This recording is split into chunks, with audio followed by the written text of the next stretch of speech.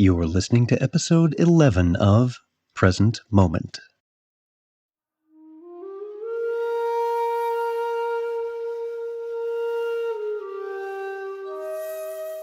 Welcome to Present Moment, Mindfulness, Practice, and Science. I'm Ted Meissner. Present Moment is a podcast with interviews, conversations, and roundtable discussions. We speak with mindfulness researchers about their newest findings published in peer-reviewed science journals, teachers about their understanding and methods as they work with students of mindfulness, authors about their books and interests, and we also speak with everyday practitioners. The website presentmomentmindfulness.com has show notes for each episode along with resource materials.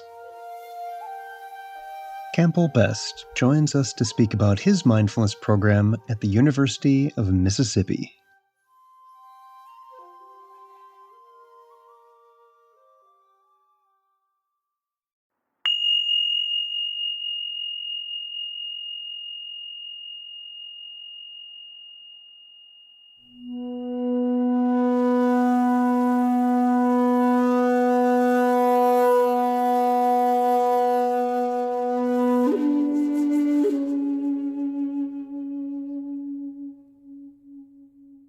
Mindfulness is increasingly finding itself in the spotlight and is becoming more mainstream in contemporary Western culture.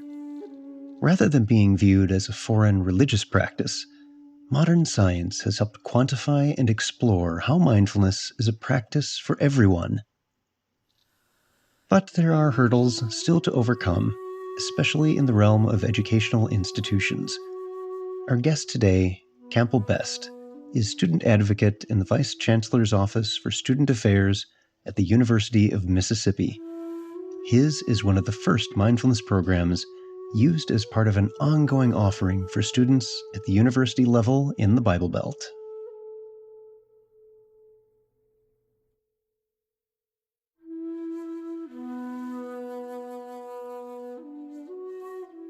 Our guest today from University of Mississippi is Campbell Best. Camp, welcome to Present Moment. Hey, Ted. I'm really happy to be here. So good to hear your voice again, my friend. So what I'd like to start with is to have you tell us about your background and how that led you to mindfulness. Well, I think the best place to start with that would be when I arrived back up here at the University of Mississippi about 6 years ago. I came back to Oxford, Mississippi, where the university is, to be the director of the Arts Council. And when I got back here in this college town, I decided, I really want to be on campus and see what's going on, because I had been an undergraduate here 40 years ago in the early 70s, my first time around. So I wanted to see what was going on campus. And so I enrolled in a couple of graduate classes, just part-time. And it was magic. It was absolute magic. I said, golly, this is so great. I love being on campus. I love hanging out with the other students. This is really opening my mind back up. And before I knew it, I had enrolled in a master's program in what's called Southern Studies. We have the Center for the Study of Southern Culture here at the University of Mississippi. And you can get a master's degree in Southern Studies, which is all things Southern. Amazingly, it's, from religion to politics to literature to race relations, you name it. Culinary arts. I love my collards. You got it, man. We actually have what's called the Southern Foodways Alliance here, which is a internationally known food symposium based upon, the culinary delights of Southern foods. Anyway, I got enrolled in that programs. I actually then, and this is very typical of me, I decided I loved being a student so much that I quit my job, took out student loans. Now, that's pretty amazing. At my age, I was like 56, took out student loans and decided I was going to be a full-time student. And I spent my days on campus. I finished up that master's degree.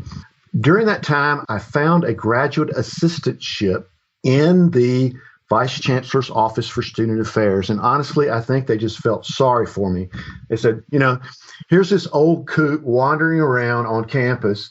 And I showed up in their office. I said, I've taken out student loans. I would really like to have I hear there's this thing called a graduate assistantship. Could I qualify for one of those? Well, they were wonderful. They gave me a job. That placed me kind of squarely in the middle of the Vice Chancellor's Office for Student Affairs, which is in the administrative hub of the campus. It's in what we call the Lyceum, or affectionately known as the Big House on campus. Anyway, one thing led to another. I finished up that master's degree and I said, you know what? I think I'm really enjoying this being a student and being a graduate assistant. I think I want to pursue another degree. And so I enrolled in the master's program in higher ed administration. During that time, I was introduced to the director of the University Counseling Center. And the Counseling Center is under the Division of Student Affairs on our campus. And so anyway, I became really good friends with the director. And I started sharing my life story with him, some of my challenges, some of my unique experiences in life that had led me up to this point. And anyway, he said one day, you might be interested in meeting another guy here who's one of our counselors who leads a meditation group on campus. I said, yeah, that sounds great.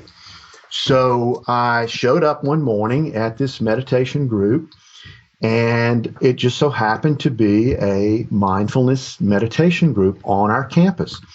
He really didn't call it that at that time. He really just called it meditation, to be honest with you.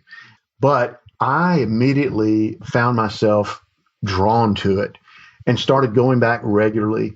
That then led me to an interest in exploring. This is about, maybe 3 or 4 years ago, exploring different forms of meditation, going online, reading, checking out books. Fortunately, I think one of the first books I checked out was Kabat-Zinn's Wherever You Go, There You Are. And then I quickly read Full Catastrophe Living. And when I read those books, I said, oh my gosh, man, this is speaking my language. This is the stuff I've been looking for. I then decided that it would probably be, if I really wanted to be involved with this stuff on a regular basis on campus, I should become a counselor rather than an administrator. So I shifted over pretty quickly from the higher ed program into the counseling program on campus. And that was really where I began to, quickly find and realize that there was going to be a real opportunity in being a counselor to possibly explore integrating mindfulness techniques and practices into being a counselor. And so that was just sort of touching the surface of things. What really happened that was more life-changing for me was the first year that I became a graduate assistant 4 years ago. They asked me to teach a class of freshman students on campus as part of being that graduate assistant. So one day, one fall, I found myself standing before a class, small class. This is a program that the class is called First Year Experience, and it's a class only offered to entering freshmen on campus. And it's all about giving them the opportunity to learn about what it is to be on a college campus and how to be a good student and a good citizen. So I found myself standing before this intentionally small class. You never have more than 20 or 25 students, because the intent is in this class is to give the instructor the opportunity to really connect with the students and also give them the opportunity to really connect with a particular instructor or professor on campus, because that seems to really work, in promoting their well-being. So anyway, first, I'd never taught before in my life. And so I thought, oh, well, I'll be able to do this. This is no big deal. I'm a father. I know how to do this. Well, I found myself the first day standing before this class of 25 eager freshmen and my legs shaking. as I stood up there before them and not being able to get my voice. And so because I had been going to the meditation group, it just came to me. I said, here's the deal, y'all. Let's just take a moment, if you will, and let's just take a few deep breaths together. Well, I was doing it for myself, so I could gain my own composure. That they were none the wiser as you did this. Yeah, they did not to catch on to, how out of control I was. So we did that. We took a few deep breaths together, and I found myself, settling in. And so I kind of continued it on for a few more minutes. And so from there, in that first class 4 years ago, every class thereafter, we would start our class, and this was a 9:00 class, so it was one of the first classes the students had in the morning. We would start with, somewhere from 3 to 5 minutes of meditation and silence. They, at first, kind of rolled their eyes and, snickered a little bit and that kind of stuff. But what I found was over the course of the semester, they really began to look forward to that. Because what I would say to them that they really seem to connect with is I'd say, give yourself permission just to be in this classroom, in this hour, in this moment. And, this is all you're responsible for. Nothing that went on before you got here and nothing after this. This is all you have to be here for. That resonated with a lot of these students. So that's how it really kind of got started. And I began to see, I didn't call it mindfulness. I just called it taking a few moments to settle in and to focus on being in that classroom in that moment. And so as I continued to pursue my degree in counseling and looking more and more into mindfulness, well, I was fortunate enough to convince the counseling center that they needed to send me to some trainings on mindfulness. And certainly I was just so lucky to have a director there who I'd become close friends with who said, sure, that sounds great. Do it, And so I started going on some of these trainings and I got to go on retreats. And each time I would go, I would come back and I would be more and more convinced that not only did I need to be doing this in the classroom with my students, but so did every other teacher, so did every other professor. And, I kind of came back feeling a little bit like a preacher man. I knew that I was having a life-changing experience from it. And I could see some of the changes that were happening in some of my students. And I just knew that this is something that we needed to do.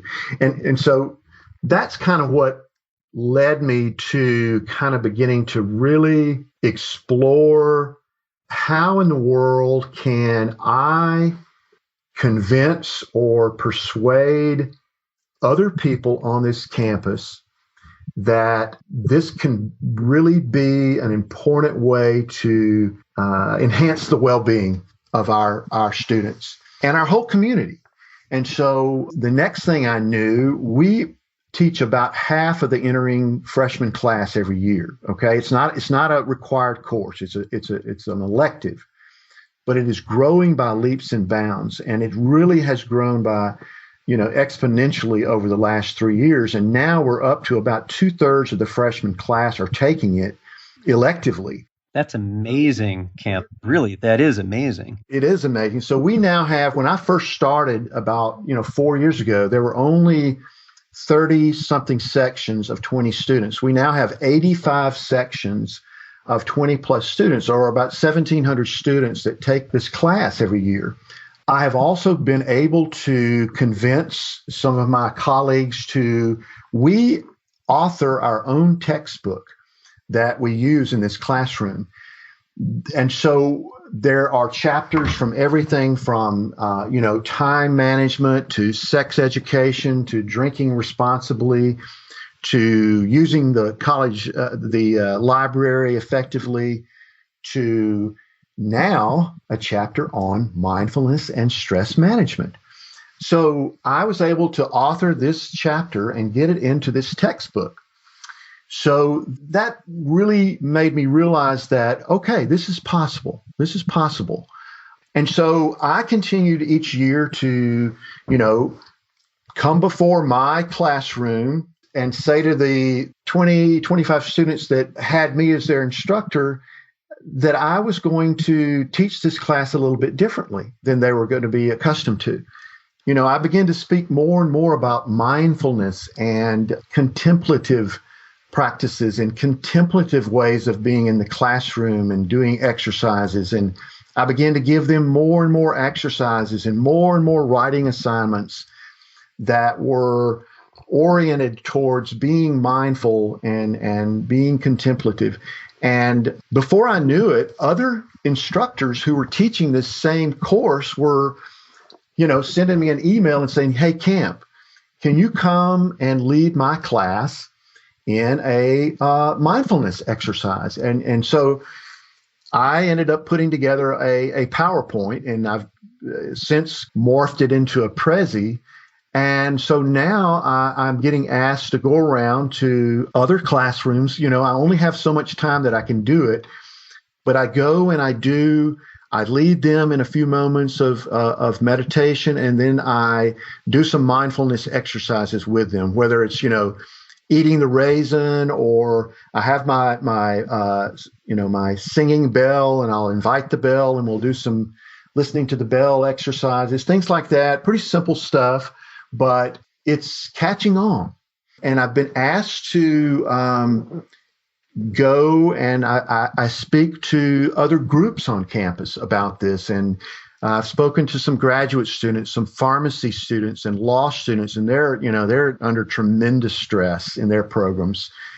It's just sort of the evolution of it. And it's sort of like I'm almost amazed myself sometimes that this is actually happening, because, here we are, as you know, the University of Mississippi is in Oxford, Mississippi, which is in the North Mississippi Hill Country. It's about an hour and 15 minutes south of Memphis.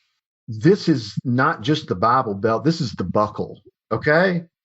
So this is a real challenging place to do these kinds of things. Yeah, let's talk about that a little. We've seen this evolutionary trajectory, and I think it's fascinating that you started this by doing it a little bit on your own, lacking in a formalized structure. You just had an invitation to the present moment, and that in itself led to getting it eventually included in an existing program that 2/3 of the students take as one of their electives, and getting a chapter into a book so that students who are getting this introductory session about the school itself are also getting this introductory session to mindfulness practices.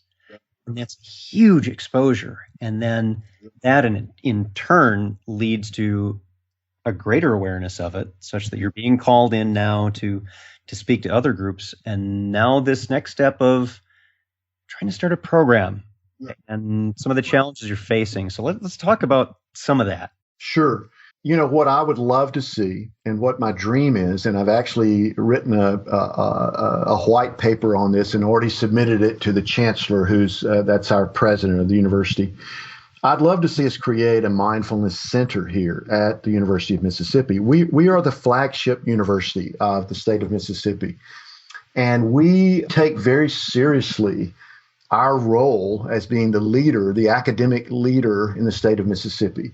And so I just now feel like it's incumbent upon us to be the one who brings mindfulness to the forefront, not only in the academic community, not only teaching college students, but in our community as well, in the community here. Do you feel like you have the best job in the world right now, being able to do that? I do. It's just, I really do. I'm like an adventurer, but it's like an adventurer on the surface of the moon sometimes here. I mean, Mississippi, I've been here my whole life, and it's really a very complex complicated place. William Faulkner, who is our Nobel Prize winning author who lived here in Oxford, he said one time, to understand the world, you must first understand a place like Mississippi, because it's so complex and we have such a tortured past, and all of these things come together to make this fertile ground. And that's what I've always felt. This is, even though it's such a challenge to do this, it's fertile ground. I mean, Mississippi leads the nation in so many unfortunate categories. I mean, we have the highest rate of heart disease and diabetes in the nation. We have the highest rate of teen pregnancies in the nation. We have the lowest per capita income, the highest poverty rate in the nation. More people on food stamps than any other state in the nation, more children living in poverty, the lowest literacy rate in the country, all kinds of things that we lead the nation in that are huge challenges to face when you're trying to serve a community. But what that says to me is, okay, more than ever, we need to bring mindfulness and, ways for people to find peace and stillness and comfort in the midst of all these very, very difficult things in which they live. Yeah, and the ability to work change with those conditions and maybe see beyond them. Yes, no doubt, no doubt. I often feel, you and I talked about this a bit when we were together on retreat. I often feel very frustrated and very alone here. I walked out of my freshman class one time last year after, a few yawns and, they were kind of like rolling their eyes. I'd tried to do another mindfulness practice with them. And I was walking across campus and I thought to myself, okay, I get it. I know this is not easy for them, but I really need to get to these kids earlier. And so that was sort of an epiphany I had. And that has led me recently to really thinking that what we need to do here in Mississippi is we've got to start getting to our children when they're in kindergarten and elementary school, okay? And start integrating mindfulness practices into their everyday school experience. And of course, I've been inspired by some of our colleagues, who we've attended retreats with and that are doing this in other parts of the country. And so here's the beautiful thing. What happened the week after we got back from the MBSR retreat, I was sitting in a meeting with some colleagues on campus, and it was a completely different agenda. It wasn't anything about mindfulness or anything like that. It was another committee that I was serving on. And one of the committee members was one of the lead coordinators of this freshman class that I teach. And he has always been so supportive of me integrating mindfulness practices into my teaching. And I overheard him having a discussion with another colleague about a new program on campus that was taking place this summer called Horizons National. And this is a really fantastic program where the university has partnered up with a kindergarten, and this is happening all over the country. We're not the first one to do it, but we're partnering up with a kindergarten here in Oxford and a first grade. And the whole idea is and these are underserved students, okay? Most of these kids are on the free lunch program. So they're, lower socioeconomic status. But the whole premise behind this national program is these children who come from challenged backgrounds often don't have the same opportunity for summer programs and summer experiences like some of their classmates who are more well-to-do. In other words, they can't afford to go to summer camp. They can't afford to take dance lessons or swim lessons and those kind of things during the summer. And what has been shown is that because they don't get these opportunities, they fall further and further behind their classmates who do have the opportunities in the summer, so that when they all arrive back in the classroom in the fall, they are at a disadvantage. And each year they fall further and further behind, okay? So the whole premise is This program offers a summer camp experience to these kindergarten children and first graders. And they come to the Ole Miss campus, and for 6 weeks, they have like a summer camp experience.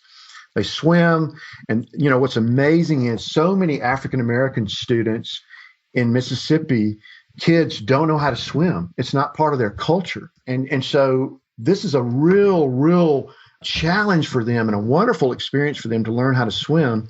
But they do all kinds of other wonderful things. So long story short, I'm hearing my friend Stephen, my colleague Stephen, talk about this. The next thing I know, coming out of my mouth is I'm going over and I'm interrupting the conversation. I say, Stephen, can I do mindfulness and meditation with those kids? And like he said, sure, Camp, when can you be here? When can you, what are you doing Friday? And so next thing I know, I am now going every Friday afternoon. I'll go again tomorrow afternoon, and I sit with a group of 20 kindergartners, 5-year-olds, and 20 first graders in 2 different sessions, and we practice mindfulness for 30 minutes. That's outstanding, Camp. It's awesome, man. It is so exciting. And let me just say this. What I've always heard and what I sort of knew intuitively, children that age are so mindful already before we educate them out of being mindful. So they soak it up like a sponge, and it is just such a wonderful experience. So now I'm thinking, okay, I've got my in here. I've got my in with the school system. We're doing this summer, so maybe there's a way I can convince them now when they take this back to the classroom that we need to be doing this during the regular school year. So I'm real optimistic about that. So that's another exciting thing that has just sort of opened up in just the last month. Fingers are crossed for you, because if we can get mindfulness practices in K-12 education. Absolutely. And really, this is, as I keep saying on this podcast and in other places, a human practice. This is something we can all do that is so full of potential to help change not just the individual, but society and how we relate to one another. Long term, just tremendous. And there's such a need here, as we've already discussed, such a need for just recognizing the suffering that's going on in so many of the people of Mississippi, and just finding ways to help them relieve that suffering. And so I'm real jazzed about it. I really am. I think there's great possibilities. I think my biggest struggle continues to be, and that's why I love just having this conversation with you, and that's why I love going to trainings and retreats, is I don't have very many people to talk to about this and to run ideas by and to bounce ideas off of and to hear other people's experiences. Because, I'm not complaining. No one's telling me no, okay? That's beautiful. But I don't have anyone else that's in there with me really either. No one else is stepping up and saying, well, I want to do this with you. And I think that'll come. I do. I think that'll come. But I just relish the opportunity to go to the various trainings and retreats so that I can get support from a Sangha, because that's missing here. It really is. Yeah, and that's part of the intent with this podcast and the other efforts that many of us are involved with, is as mindfulness becomes more mainstream, meeting one another and finding that mutual support. Because, Camp, you've just described a wonderful story of how through your own really black ops efforts, your own grassroots, spending time and doing this on your own, that's how these seeds get planted and nourished, and as you're seeing, come to fruition as more and more people not just become aware of it, but every now and then someone becomes aware of it and practices enough and then wants to become someone who gives back and someone who produces, like yourself. So thank you so much for your efforts in this. You are so welcome. It is mission work for me. It really is. Now, you and I met at an MBSR 7-day retreat with John Kabat-Zinn and Saki Santorelli recently. I wanted you to take just a couple of minutes and share some of your thoughts about that, some of your reflections about what that meant to you and what that was like. Absolutely. As alluded to earlier, it is such a great opportunity to be with our tribe of people who are speaking the same language and who are pursuing integrating mindfulness into so many different walks of life. That's what's so fascinating to me. I really found that to be the case again at this retreat, where we had folks from all over the world basically that are following this same path, and then to be able to have the opportunity to study and to sit with and commune with John Kabat-Zinn and Saki Santorelli was just awesome. It's just incredible, opportunity. So one of the things that I really took away from that week-long retreat too was, I don't know if you recall this moment, but there was during one of the talks, I think it was John that basically sort of began to emphasize that it doesn't have to necessarily be MBSR. It's about the M. I remember him saying that. It's about the M, and that there are so many ways to take this and to integrate mindfulness into different programs and facilities and professions.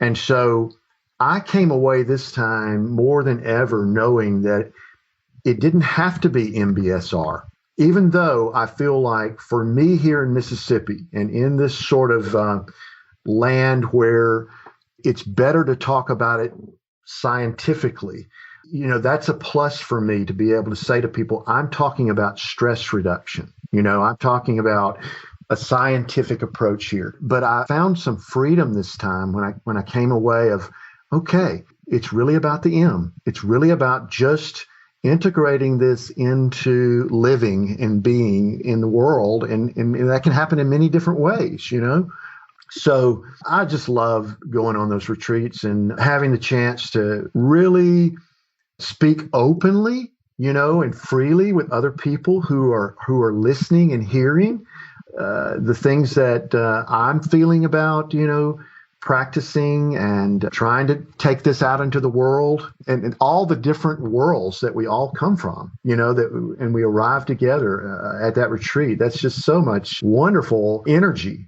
Yeah, completely agree. And we had such a terrific representation, not just internationally, because there were, as you said, Camp, so many people from different countries there, but so many different walks of life. That's true. And that's so rich. It's so rich. There's not even a single, this is amazing statistics. There's not even a single MBSR teacher in the state of Mississippi right now.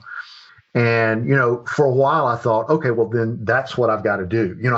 I need to be that first. But I'm not so sure that that's really, the most important thing right now, especially after I've had this opportunity to sit with these, kindergarten students. And, I don't have to be an MBSR trained teacher to sit with them. All I have to do is embody the spirit of mindfulness. And then that's what I convey to these kids, Yeah, I think that's the biggest part right there. And as John had said, it's about the M. And that's what all of us can do at any point, is model the behavior, is be that change we want to see in the world, to paraphrase Gandhi. Well, I was going to say that's such a great opportunity to be able to walk that walk. At my age in life, I am so grateful. That's all I have to say. I'm just so grateful to have the opportunity. Our guest today has been Camp Best from University of Mississippi. Camp, thanks so much for being here. You're so welcome, Ted. Thanks so much for having me.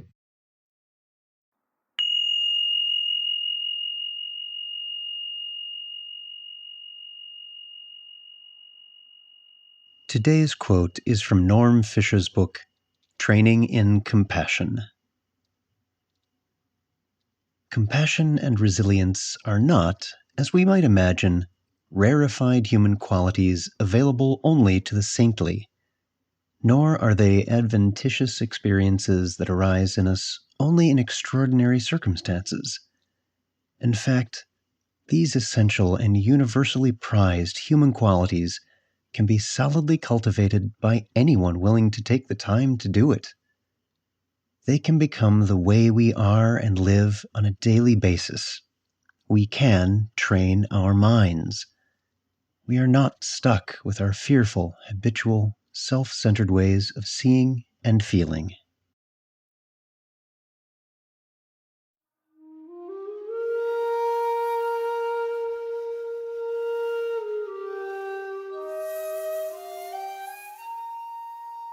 Thanks for listening.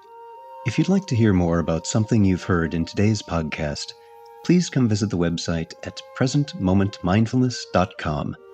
You'll find an entire webpage devoted to this and every episode.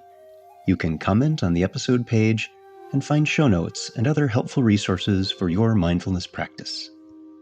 The shakuhachi music heard on Present Moment is used by permission and through the generosity of musician Rodrigo Rodriguez. His website is linked on the Present Moment website on the About Podcast Music page. Sound editing, mixing, and mastering provided by the generosity of Anthony Dominello of StructureFromSound.com. Until next time, remember, every moment you have a choice. Make it the best you can. See you next time on Present Moment.